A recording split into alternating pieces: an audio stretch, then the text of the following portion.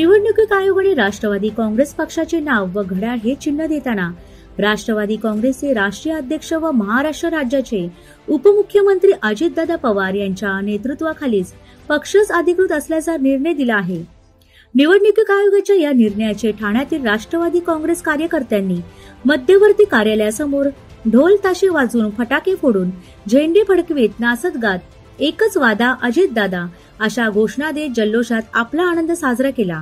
या देशातील संविधानाचा आता विरोधकांनी सन्मान ठेवत निवडणूक आयोगाच्या निर्णयाचे मनमोकळेपणाने स्वागत करावे। आता नाद मध्ये बसून आमचा नाद करू नका असे प्रदेश प्रवक्ते आनंद परांजपे यांनी सांगितले।